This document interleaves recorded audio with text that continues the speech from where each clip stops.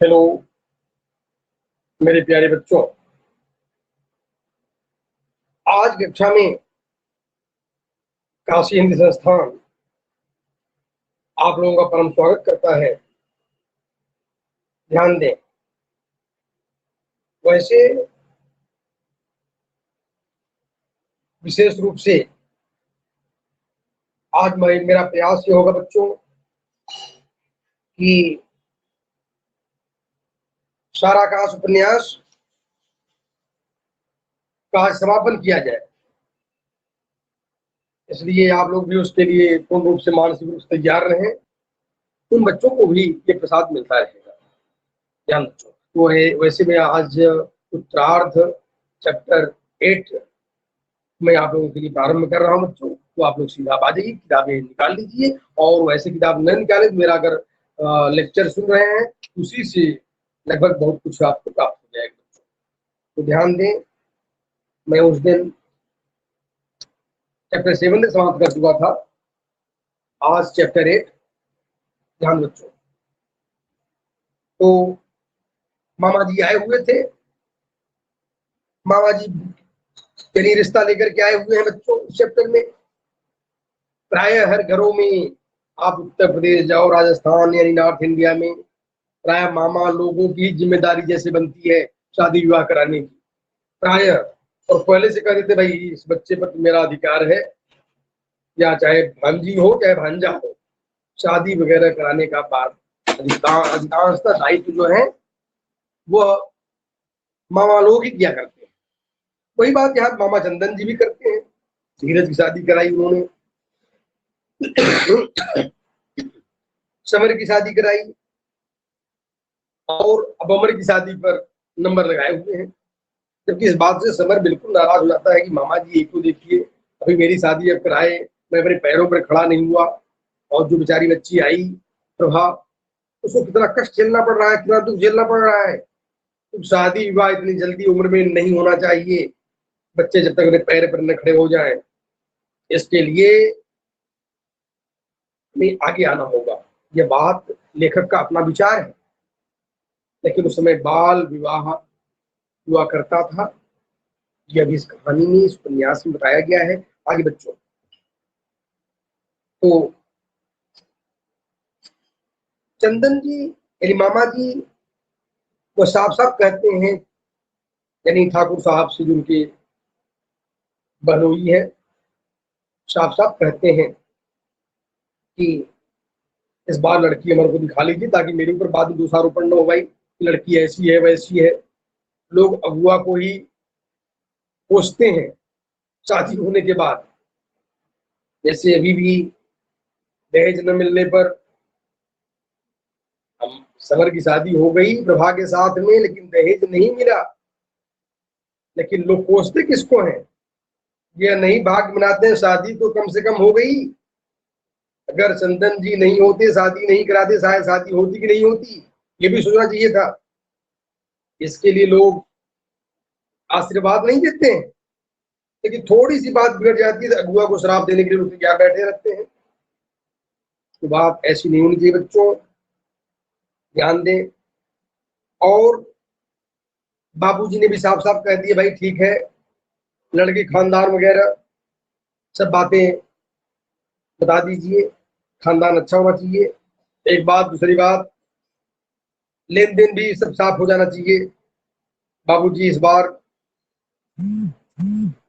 लेन then के लिए भले कंफर्म हो जाना चाहते कि लेन देन कंफर्म हो जाए, क्योंकि वहां फंस गए थे। दहेज के जो लोभी होते हैं, एक बार दहेज कम मिले या नहीं मिले, उनका दिमाग ठनठना जाता है। क्या बात है भाई, दहेज नहीं मिला, अब क्या होगा? अच्छा, अगले अगले लड़के से शादी भरपाई कर लेंगे। ये ऐसे सोच जो है दहेज लोभियों की हुआ करती है, जबकि बात उचित नहीं है। अरे थोड़े से दहेज मिल जाए, लेकिन लड़की अगर अच्छी न हो, जिंदगी भर कष्ट होता है। लड़की अगर अच्छी हो, योग्य हो, दहेज न मिले, अरे दहेज को मारो गोली। दहेज लेने वाले लोग प्राय परेशान ही रहा करते हैं बच्चों। ये बात भी राजेंद्र यादव जी कहीं न कहीं दूसरे तरीके से बताने का भी प्रयास करते हैं।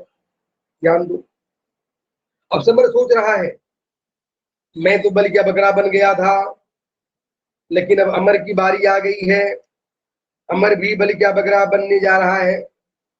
और ध्यान दो, उधर मामा जी चंदन जी जो हैं वह सिखा रहे हैं अपने भांजे को, समर को, रे बेटा शरीर पर ध्यान दिया करो, अरे अब तो बहुत पढ़ लिए हो तुम भी, कुछ नौकरी वगैरह करो, घर के मुसीबत में हाथ बटाओ। बात भी सही है, लेकिन यह परामर्श देना चाहिए तो पढ़ाई जारी रखो, पढ़ते हुए घर का हाथ बटाओ।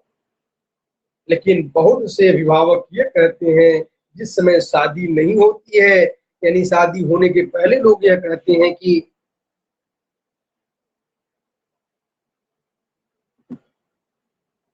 शादी होने के पहले लोग यह कहते हैं अरे भाई शादी कर लो, अरे लड़की आएगी तुमको क्या, तुम पढ़ाई करते रहना। लेकिन बहू आने के बाद, यानी जब बहू आ जाएगी वो खाएगी पिएगी पड़ी रहेगी, लेकिन जैसे ही शादी हो जाती है माता पिता का स्वर और टोन बदल जाता है कि पहले एक को बैठा कर खिलाते थे, अब दो दो कर बैठा कर खिलाओ, अरे बेटा कुछ काम ढूंढो, काम करो, काम करो। ऐसी स्थिति समाज में चल रही। ये बात भी लेखक ने बताने का प्रयास किया कि बहुत से बच्चों की पढ़ाई लिखाई बाधित हो जाती है। लेखक ने बड़े तरीके से समझाने का प्रयास किया सारा का उपन्यास के उपन्यासकार राजेंद्र यादव जी की सामाजिक परिवर्तन करनी है, सामाजिक सोच में बदलाव लानी चाहिए, जो भी उसके लिए कुछ परित्याग तो करना ही पड़ेगा, उसके लिए व्यक्ति को तैयार रहने की आवश्यकता पड़ेगी। और यहाँ पर मामा जी बहुत साफ साफ समझाते हैं कि बेटा तुम काम करो, परिस्थितियां देख रहे हो, और ये भी समझाते हैं बहू को दबा कर रखा करो, क्योंकि चंदन की बहन जी ने अर्थात समर की माता जी ने अपने भाई से चंदन साहब से बहुत बतला दी थी, अरे जानते हो समर बिगड़ गया है। पहले ये बता दी थी समर तो बात नहीं करता पत्नी से, लेकिन अब चूंकि समर जब से बात करने लगा है पूरे परिवार में से खलबली मच गई है, और इतना प्रेम करता है, दीवाना हो गया है, जोरू का गुलाम हो गया है, लोग क्या से क्या नहीं कह रहे हैं उसको, किसको, समर को। तो मामा जी भी समझा रहे हैं, ध्यान देने बात है। अब समर बेचारा बड़े सोच पड़ गया है, क्या हो गया भैया, सब लोग मुझे बड़े सीख दे रहे हैं, ध्यान दो। और उधर ठाकुर साहब देखते हैं कि चंदन जी समर को समझा रहे हैं, उनका यह डायलॉग बड़ा यानी रोमांचित कर देने वाला है। क्या कहते हैं, सीख दीजिए ताही को जाको सीख सुहाए, सीख न दीजिए बांदरा घर बया को जाए। यानी अरे सीख उसको दीजिए जो सीख माने, बंदरों को सीख नहीं दी जाती है। ये पिताजी का डायलॉग किसके प्रति है, समर के प्रति है। ठाकुर साहब चंदन जी से कह रहे हैं कि ऐसी सीख क्यों दे रहे हो उसको, अरे तो पत्नी का गुलाम है अपने। आगे अब बाबूजी की बात उस समर के हृदय में चीरती हुई निकल गई। बात यह बच्चों, चाहे माँ हो, चाहे पिता हो, चाहे पुत्र हो, चाहे पत्नी हो, चाहे कोई भी हो, हृदय में लगने वाली बात किसी को नहीं कहनी चाहिए। यह बात बराबर हमें ख्याल रखनी चाहिए कि पिताजी का यह बात समर के हृदय में जैसे चुभते हुए चला गया, और वह जाकर के यानी ये सब सारी बातें उसे बड़ी कष्ट लगती हैं, वहां से उठ जाता है और आकर के सारी बातें यह भी कहता है अपनी पत्नी से कि देखो अमर की शादी लोग करने के लिए तैयार है, पता नहीं क्या इन लोगों को पड़ी है। तो ये सब बातें हर बातें वो करता है अपनी पत्नी से। पत्नी को सुझाव देती है भाई बड़े लोग हैं, तुम्हें अगर कुछ बोल दिए हैं उनकी बातों को तुम इधर उधर मत लेना, गलत मत सोचना, अरे बड़े लोग हैं, पिता है, मामा है, माँ है, अगर कुछ बोल दिए हैं तो उसमें बुरा मानने कोई जरूरत नहीं है। वैसे पत्नी समर प्रभा जो थी बड़ी पढ़ी लिखी थी और समझदार थी। एक बात और होता है बच्चों, जयशंकर प्रसाद जी ने एक जगह कामायनी में लिखा है, बड़ी अच्छी बात, बड़ी मार्मिक बात उन्होंने बताई है। आज मैं बता रहा हूँ उसको, क्योंकि प्रकरण आ गया बच्चों। उन्होंने बताया कि नारी तुम केवल श्रद्धा हो, विश्वास रजत पटल में पीयूष स्रोत सी बहा करो जीवन के सुंदर संत।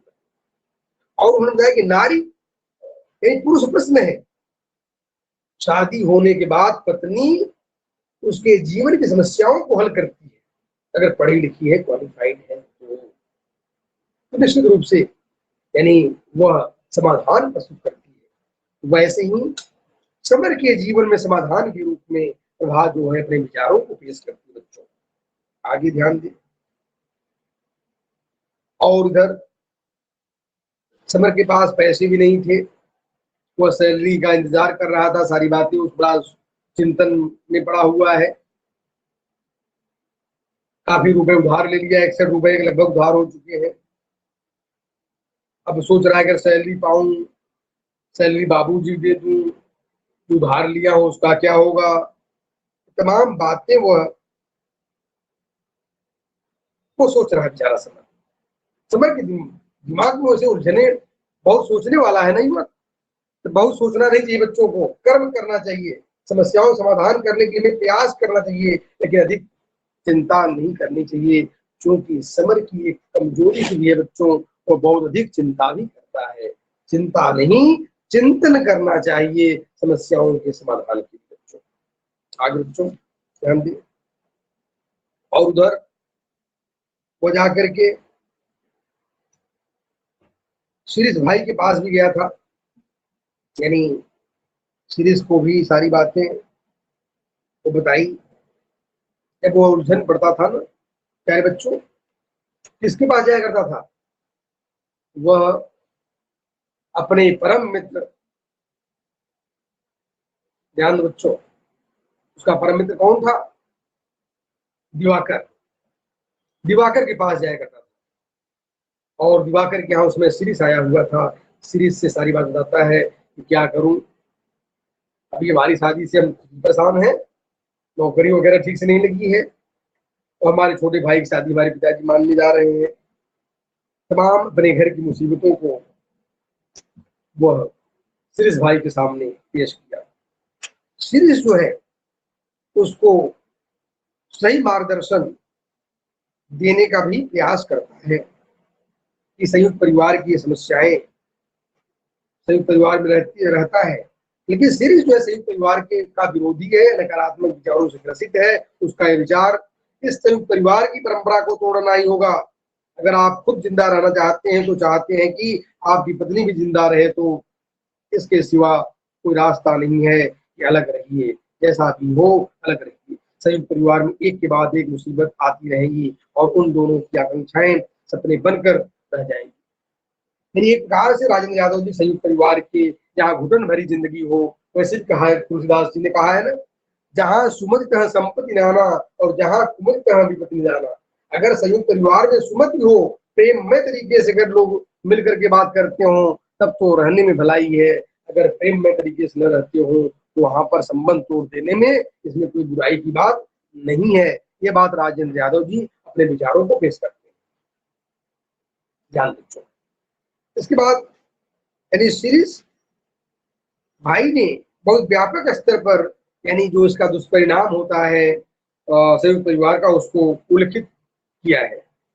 क्या कहा है कि रात दिन हैरान परेशान रहेंगे, लड़ेंगे मरेंगे सब होगा, लेकिन रहेंगे साथ ही। इज्जत का सवाल अलग, चूल्हा जलने की हट, ऊपरी भावुकता के पीछे स्वार्थ की खींचतान, इन सब के कारण कितनी हत्याएं, आत्महत्याएं रोज होती हैं। दूसरा परिवार का कोई सदस्य अपने व्यक्तित्व का विकास नहीं कर पाता। सारा समय तो समस्याएं बनाने में, या तो बनी बनाई समस्याओं को सुलझाने में जाता है। इन सब का कारण धन का अभाव है। तीसरा, अपनी शक्तियों और प्रतिभा का सही दिशा में बढ़ाने का अवसर ही नहीं मिलता।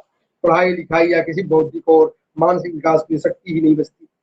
चौथा, संसार के ज्ञान विज्ञान साहित्य दर्शन को कुछ देने की बात तो दूर रही, आप इसके विकास तक में परिचित नहीं हो पाते। इस तरह समर को, यानी शिरीष भाई ने बहुत कुछ यानी अपने कर्तव्य करने के लिए और संयुक्त परिवार में बताता है कि अगर सब कुछ ठीक ठाक हो तो भले रहो, अदरवाइज दूरी बनाकर रहने में ही भलाई है।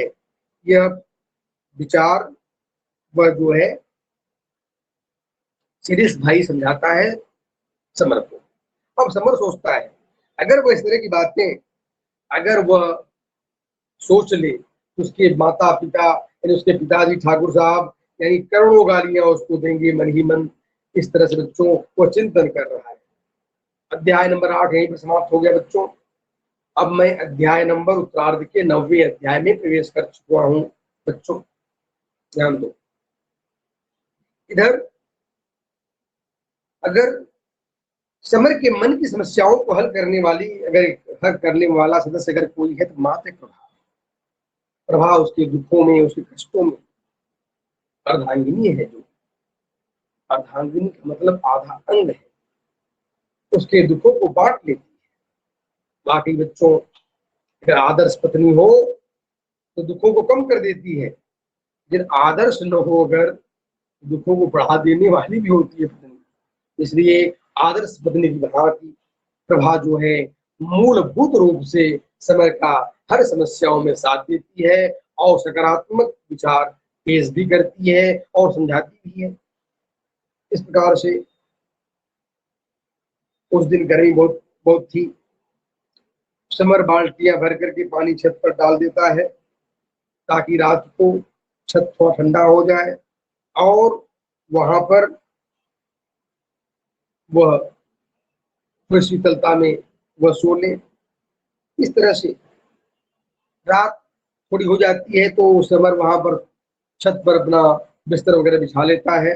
वैसे भी उत्तर भारत में बच्चों गर्मी के मौसम में बहुत से लोग छतों पर जाकर के सोते हैं, छतों पर थोड़ा सा पानी वगैरह डाल देते हैं। समर भी वैसा ही कुछ करता है और उसके बाद जाकर के आकाश के तारों को देखता है और सोचता रहता है। किसकी बात? सीरियस की बात सोचते रहता है। समर ने प्रभा से पूछा कि उसने खाना खाया कि नहीं। तो कितनी अच्छी बात है बच्चों। एक समय था यही समर इतना नालायक था, पत्नी को दुख देने में उसको सुख का अनुभव था, लेकिन आज वही समर अपनी पत्नी से कम पूछ रहा है तुम खाना खाई कि नहीं खाई। ये सारी बातें और उस पत्नी को कितना सुख की अनुभव होता है। अगर पति कम से कम परिवार में बाकी सदस्य अगर भले न पूछे, लेकिन अगर पति पूछ लेता है तुम खाना खाई कि नहीं खाई तो शायद उसके तमाम दुख कम हो जाते हैं। बच्चों वैसे भी समर अपने मन की सारी आकांक्षा प्रभा को बता दिया था। तो प्रोफेसर बनने की उसकी योजना है।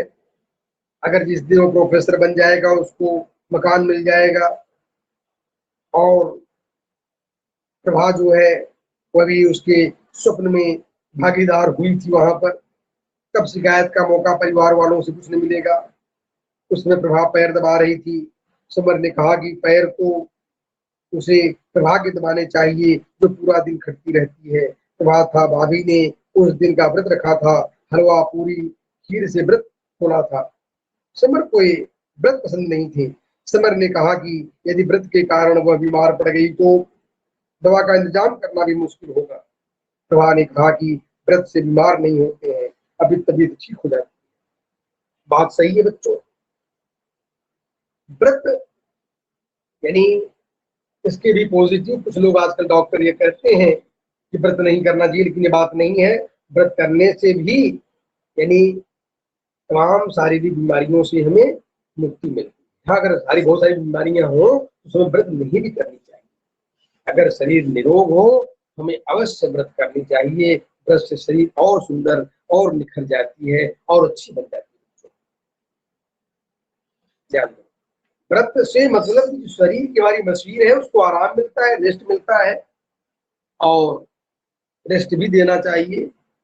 भाई रेस्ट देने से भी शरीर और अच्छा होता है। ध्यान रखो आगे। तो 4-6 महीने में एक बार व्रत रहती है वैसे, पर समर को व्रत वगैरह ढकोसला लगता है और बार बार वह कहता है कि भाई किस बहाने से व्रत रखी हो। समर बार बार विरोध करता है, पूछता है, बेचारी वह रोने सी लगती है। समर को अपनी गलती का एहसास हुआ और वह समझाने लगा। प्रभा ने कहा, यह नाराजी या दुख के आंसू नहीं, यह जीवन की सार्थकता और कृतार्थता के आंसू। कितनी अच्छी बात प्रभा ने बताई। यानी आज मेरा जीवन सफल है। और बात भी सही बच्चों, जहां इतनी दुखी थी प्रभा, इतनी कष्ट में थी,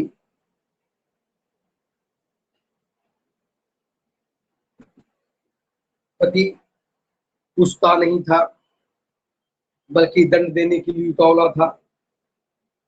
परिवार कोई सदस्य यह नहीं पूछता तुम खाना खाई कि नहीं खाई। बेचारी बहुत दुखी थी, लेकिन आज उसे सुख का अनुभव है कि पति कम से कम उससे पूछ रहा है कि वह उसके दुख के बारे में, उसके सुख के बारे में आज उसे सुख का अनुभव हो रहा है।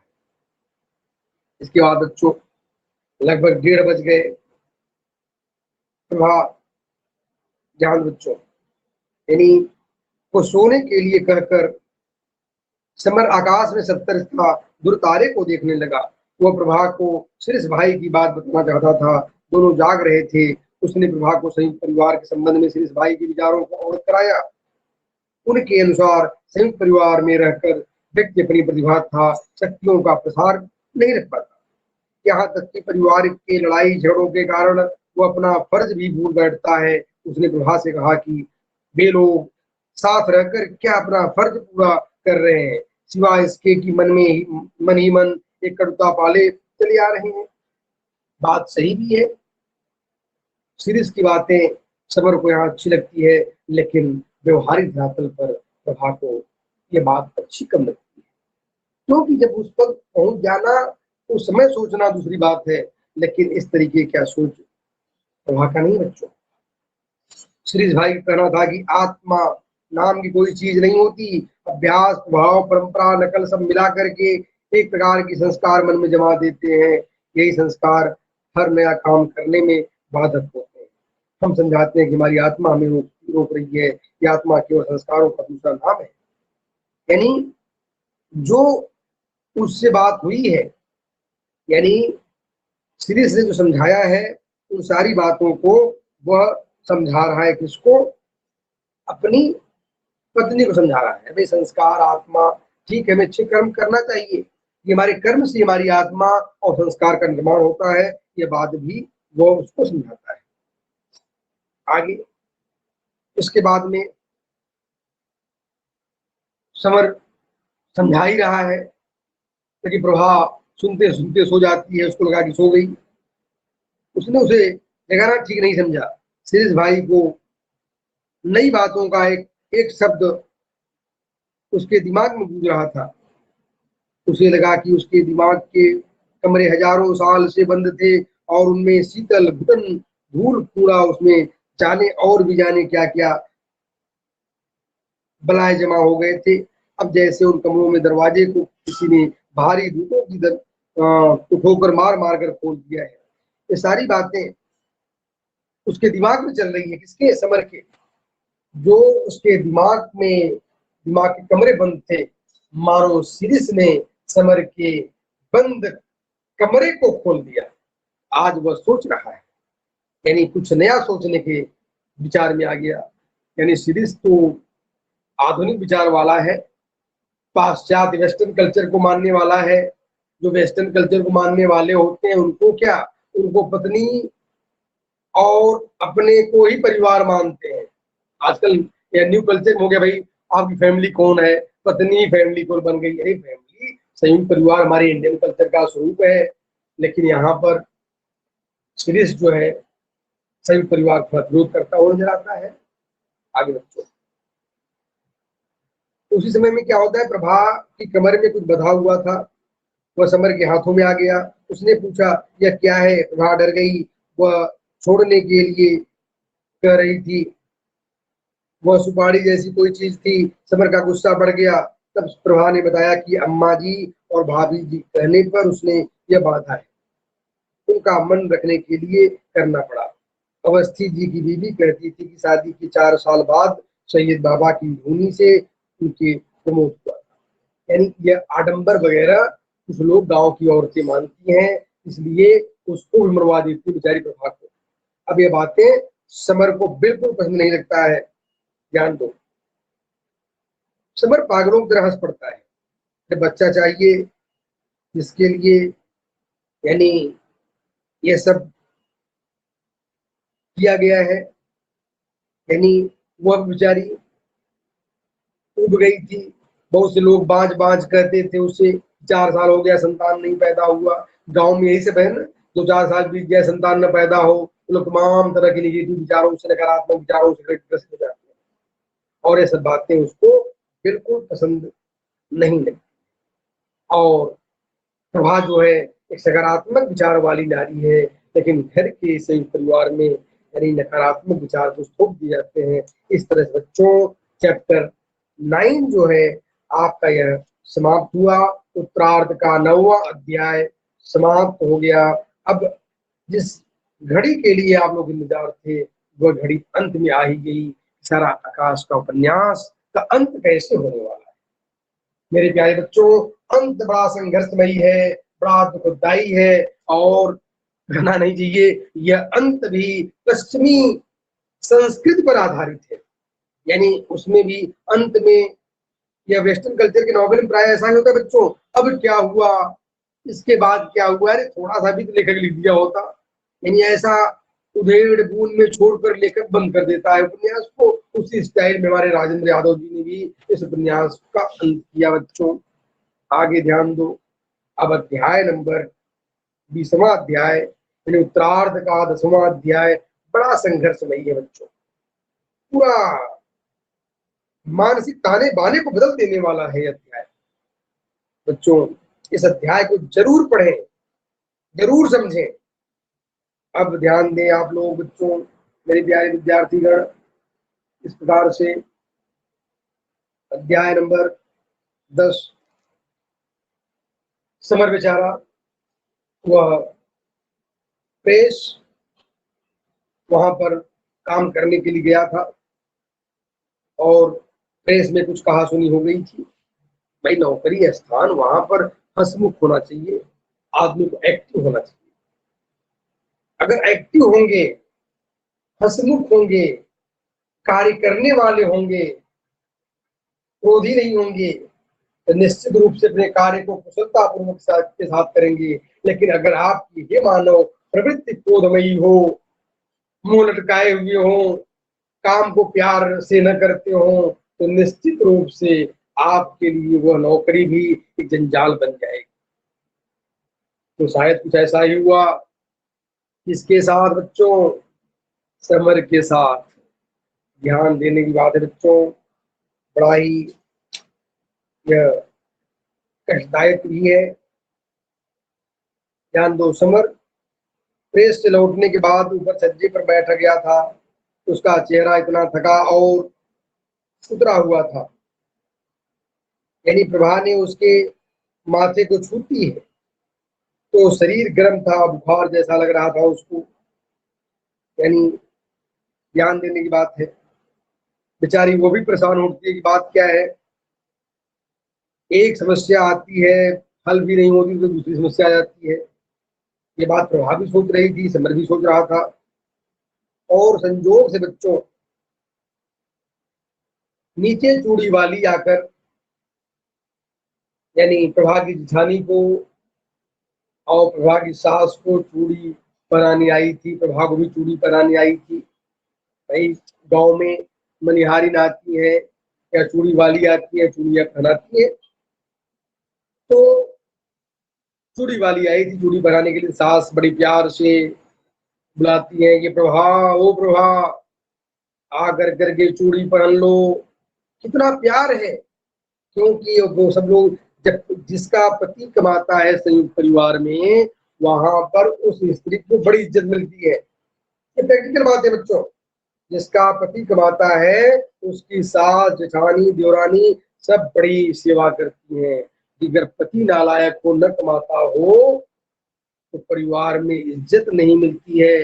विवाह के साथ ऐसा ही था, जब समर कमाता नहीं था तो प्रभा से कोई बात नहीं करता था, लेकिन आज वही जेठानी, वही सास माँ खूब प्यार कर रही है। क्यों? कि अब सैलरी भी आने वाली है, आ जाएगी सैलरी, वेतन मिल जाएगा, तो तमाम बातें बच्चों।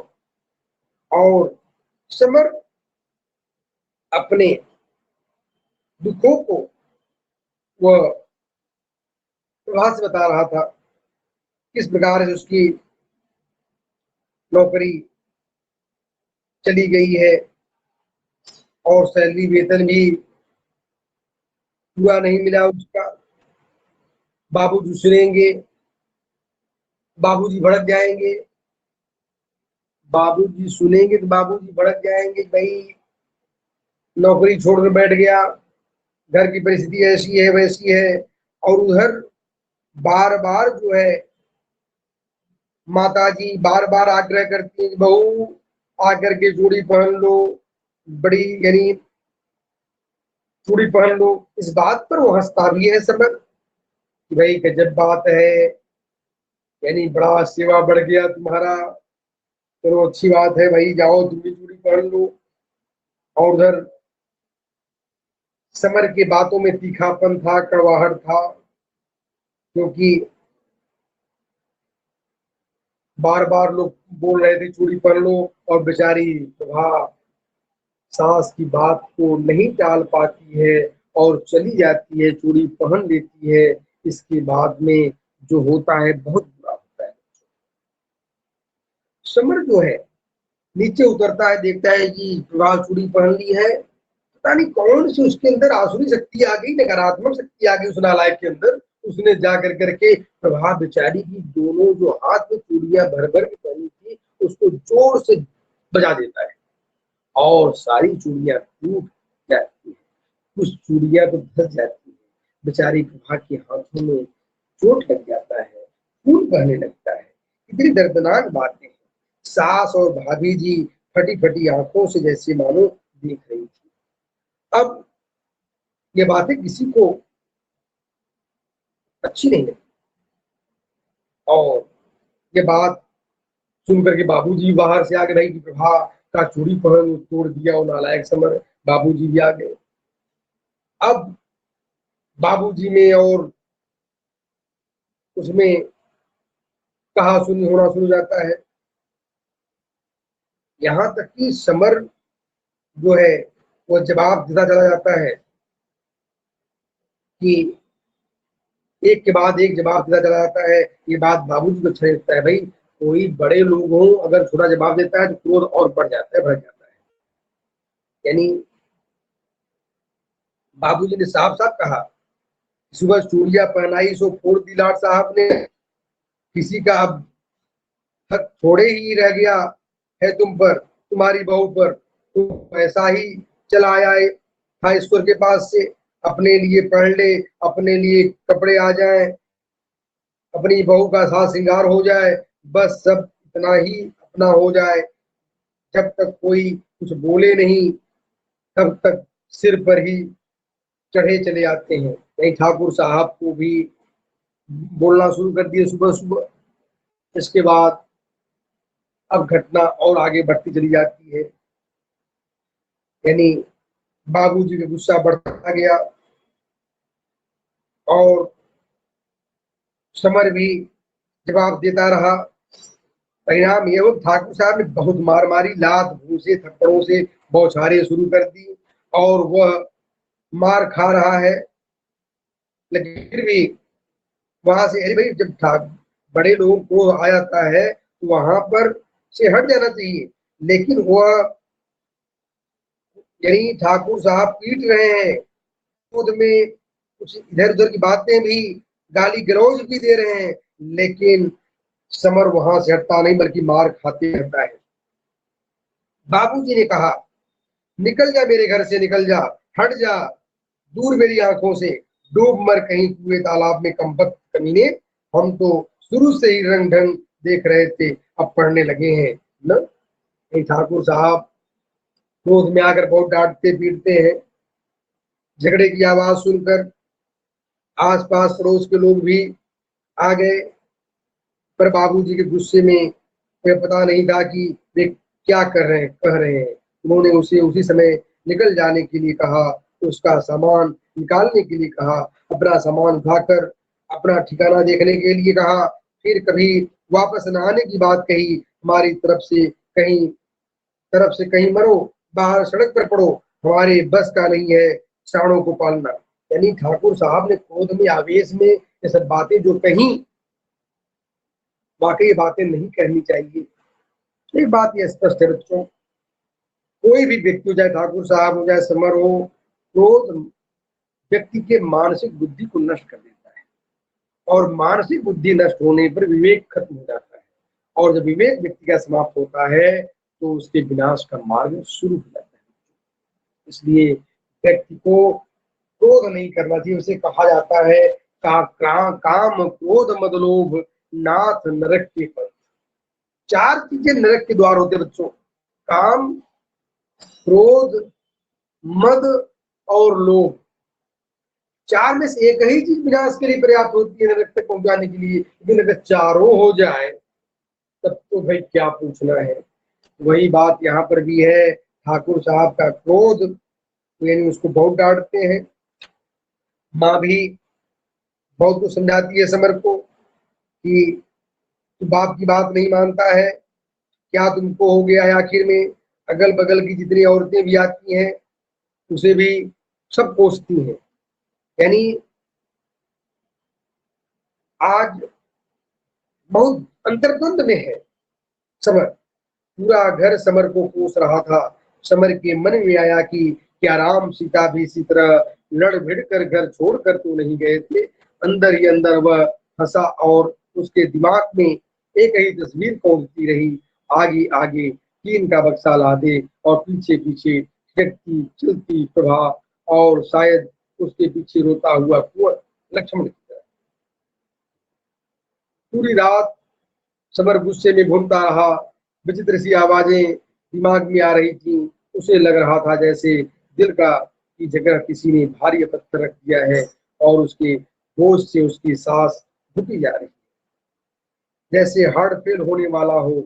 ऐसा लग रहा था जैसे पानी की तरह पर सतह पर लटकाकर किसी ने उसकी छाती पर पांव रोक दिया हो। उसे ऐसा लगता रहा जैसे रात भर पानी बरसता रहा, बार बार चौंक कर उठ जाता कि अभी बंद हुआ या नहीं। प्रभा ने डरते झिझकते उसे छू कर जगा दिया कि 4 बज गए, जाओगे नहीं आज। कई बार प्रभा ने समर का माथा छुआ, माथे पर कुछ मलती भी रही थी। समर ने उठकर मुंह धोते धोते पूछा, रात को पानी बरसा था क्या। यानी बच्चों, समर का दिमागी संतुलन भी ठीक नहीं है और तमाम तरह की चिंताओं से ग्रसित है। उसको लग रहा है जैसे बाहर पानी बरस रहा है, तमाम बातें सोच रहा है वह। और प्रभात जगा देती है कि 4 बज गए। भोर में उठता था और नौकरी के लिए जाया करता था, इसलिए जगा दी, कहीं नौकरी जाना हो तुम्हें। प्रभा ने बताया कि नहीं। समर को याद आया कि आज उसे यह घर छोड़ देना है, उसे घर खोजना होगा, कहीं भी कितनी भी मुसीबतों से। प्रभा ने खाने का डिब्बा चारपाई पर रख दिया। समर ने उसे उठाकर जेब में ठूस लिया। कोट पहनते समय हथेलियों में चूड़ियों के टुकड़े चुभने की तकलीफ थी। वह नीचे उतर रहा था, तभी बाहर किसी ने कुंडी खटखटाई। ऊंची आवाज में कहा, तार लेना साहब। तार लिया, उसे खोला, लिखा था मुन्नी एक्सपायर, मुन्नी मर गई। तार की बात सुनकर भाई साहब और बाबूजी घबराए हुए नीचे उतर आए। समर ने बताया, लिखा है कि मुन्नी मर गई, साफ नहीं लिखा कि उसे मार दिया। यानी जब वह बाहर निकलने लगा, अपना कोट पहना, तो तार वाला, पहले बच्चों तार बहुत कम आया करता था। अगर तार किसी के यहाँ आ जाए तो खलबली सी मच जाती है, लेकिन क्या बात है, तार आ गया। कोई बहुत अशुभ समाचार आने पर ही तार आया करता था पहले। तो तार वाला जब आया घर से यानी बड़े भाई साहब धीरज जी, ठाकुर साहब नीचे उतर गए। भाई क्या बात है, तार वाला डाकिया आया है। तब तार तो कोई इंग्लिश में लिखा रहता था, उसमें इंग्लिश कोई पढ़ना नहीं जानता था। तो यह बात समर ने पढ़ा कि मुन्नी इज एक्सपायर्ड, मुन्नी मर गई। और ये बता दिया, अरे मुन्नी को मार दिया गया होगा, बात तो सही है। आखिर में मुन्नी अपने ससुराल जाना नहीं चाहती थी, लेकिन बाबूजी ने सामाजिक प्रतिष्ठा को दांव पर रख कर करके कि भाई हमारी सामाजिक प्रतिष्ठा बढ़ जाएगी, और मुन्नी को उसके ससुराल भेज दिया। अरे बच्चियों की भी मन की बात को समझना चाहिए था वहां पर। आज वो बेचारी मार दी गई, कितना दर्द, कितनी व्यथा वो सही होगी कि आज मुन्नी नहीं रही। ये सब बात का समाचार तो मिल गया। अब यह सारी बातें उसके दिमाग को कौंध रही है, किसकी बातों को? समर के दिमाग में। बच्चों आगे उस तार की प्रक्रिया देखे बिना समर भारी मन से चला गया। वह गाड़ी में बैठ गया था। गाड़ी चलती रही और समर खिड़की से बाहर देखता रहा। उस समय उसके मन में एक ही बात कानों में पेंडुलम की तरह टकरा रही थी, मुन्नी को मार दिया गया। आज समर बहुत हताश हो गया। उसने अपना हाथ माथे पर फेरा, धीरे धीरे हथेली से ठोका दी। यानी तमाम बातें सोच रहा है। यानी गाड़ी में बैठ करके वह दूसरे स्टेशन की तरफ जाए, यानी जहाँ उसे काम करना होता था दूसरे स्टेशन जाया जाया करता था। तमाम बातें वो सोच रहा है। इसके बाद गाड़ी अचानक रुक गई, दूसरी ओर स्टेशन आ गया था। उसे वहां उतरना था। वह उस दिन ऐसे बैठा रहा जैसे उतरना ही न हो। पर रेल ने सीटी दी तो अचानक याद आया कि उसे वहां उतरना था। जब दरवाजा खोला और नीचे गिट्टियों पर उतर आया। खाली पटरियों पर पाँव रखा भी था कि देखा कि इन्हीं पटरियों पर दूसरी दिशा से गाड़ी दिल्ली से आ रही थी। अचानक मन में आया कि यदि वह स्वयं को उसके सामने डाल दे तो जिंदगी की मुसीबत से छुटकारा मिल जाए। उसे लगा कि वह इंजन के सामने जा पड़ा है। यह उसने क्या किया? उसे लगा बढ़ते इंजन का पंखा उसे छूने लगा। वह पंखा पकड़ लेता है और प्रभा की निरीह सूरत सामने आती है। पंखा छूट गया था और वह चीखना चाह रहा था, प्रभा, और खुले मुंह पर इंजन चढ़ता चला जा रहा है। यानी वह जब दूसरी ओर ट्रेन आ रही थी, वो सोच रहा है बच्चों, यह सोच रहा है कि कहीं मैं कूद जाऊं, पंखे के नीचे में आ गया और कहीं पंखा छूट गया। ये वो तमाम इस तरह जो बातें यहाँ पर हो रही हैं, वह चिंतन कर रहा है और सोच रहा है। मानसिक द्वंद, मानसिक उलझन हो गया है बच्चों। यानी मैंने बता दिया था, नकारात्मक विचारों से वो ग्रसित हो चुका है इस समय। सारी तस्वीर सजीव होकर सामने आ गई थी। उसे लगा कहीं वह ऐसा कर ही न डाले। गाड़ी सामने आकर खड़ी हो गई। उसके सामने दो डिब्बों के जुड़ने वाली खाली जगह थी। मन में आया, हैंडल पकड़कर उस डिब्बे में जा बैठे और अगले ही क्षण उसने अपने को बंबई से विदेशों को जाने वाले पानी के जहाज में खलासी कपड़े पहने हुए देखा। फिर वह तस्वीर कॉपिन पहले दाढ़ी में बढ़ाए कमंडल लिए साधु के रूप में बदल गई।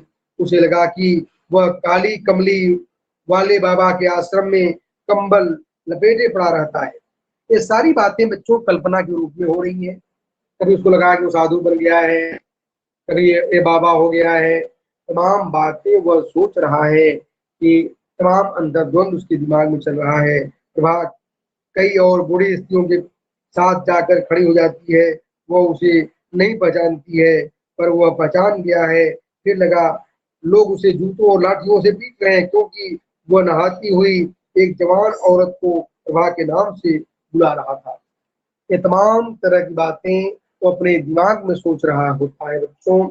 ऐसी बातें नहीं है कि वह ये सब कुछ कर रहा है। यानी ये सारी बातें वो कल्पना जगत के अंतर्द्वंद में, मानसिक अंतर्द्वंद में, यह सारा का उपन्यास का नायक हो चुका है। यानी व्यक्ति जब परेशान होता है तो कल्पना जगत में कैसे खो जाता है, कैसे नकारात्मक विचारों से ग्रसित हो जाता है, इन तमाम चीजों को लेखक ने दिखाने का प्रयास भी किया। फिर सारी तस्वीरें गायब होकर एक बड़ी तस्वीर बदल जाती है। अखबार में उसकी तस्वीर छपी है, प्रिय बेटा समर, तुम्हारी माँ की तबीयत बड़ी खराब है, एक बार तुम्हें देखना चाहती है। यानी वह ये बात सोच रहा है कि जैसे वह कहीं बाहर निकल गया है, बहुत कई साल बीत गया है, माँ की तबीयत बहुत खराब हो चुकी है और ये बात समाचार में छप गई है जैसे कि समर की माँ की तबीयत बहुत खराब है और समर को घर आना चाहिए। ये बात समाचार पत्र में पढ़ता है, जबकि ये बात भी बच्चों उसके अंतर्द्वंद, मानसिक द्वंद का यह सोच है। ऐसा कुछ होता नहीं है हकीकत में। बहुत बच्चे सोचते हैं सब हकीकत में हो रहा है। ये सारी बातें, सारे भ्रम में आपके मानसिक स्थिति को मैं स्पष्ट कर दूं कि क्या हुआ। ये सब कल्पना जगत के अंतर्द्वंद का परिणाम है, जबकि ऐसा कुछ होता नहीं बच्चों। आगे सामने वाली ट्रेन की सीटी से वह चौंक गया, उसके आगे वाला पहिया धीरे धीरे घूमा। अगर दो डिब्बों के बीच की खाली जगह में अचानक कूद पड़ूं या लपक कर हैंडल पकड़कर डिब्बे में चढ़ जाऊं, तो समर के मन में एक ही बात चल रही थी, कूद पड़ चढ़ जा, कूद पड़ चढ़ जा। उसके घबराहट ऊपर देखा, सारा आकाश जगमग करते हुए घूमने लगा। यानी वो सोच रहा है कि मैं चढ़ जाऊंगी, क्या करूं, और वह चलते जा रहा है एक तरफ से पगडंडी पर, और उसको लगा कि सारा आकाश चक्कर काट रहा है, ये सारा आकाश घूम रहा है, क्योंकि आज उसकी मानसिक स्थिति नहीं है ठीक है, तो उसको लग रहा है कि चक्कर वह खुद खा रहा है, सारा आकाश घूम रहा है। इस तरह से बच्चों आपका यह परम प्रसिद्ध उपन्यास जिसको आप लोग पढ़ते रहे, आज यह समाप्त हुआ। इस प्रकार से बहुत से बच्चे मुझसे प्रश्न करते हैं क्लास में भी, या कहीं कहीं कुछ अध्यापक के मन में भी एक गलतफहमी है, सारा आकाश उपन्यास का नायक मर गया क्या अंत में। ये ऐसी कोई बात नहीं बच्चों। यह स्पष्ट रूप से मैं इस बात को बता दूं आप लोगों को, सारा आकाश उपन्यास के नायक की मृत्यु नहीं होती है, वह सारी बातें वो सोच रहा है। इस तरह से सारा आकाश उपन्यास बच्चों इसका अंत हुआ, और आप लोगों को लॉन्ग प्रश्न के क्या आने वाले हैं इसका भी आप लोगों को आंसर मिलता रहेगा, और अगली कक्षा में आप लोग भारी मात्रा में उपस्थित रहे बच्चों। धन्यवाद।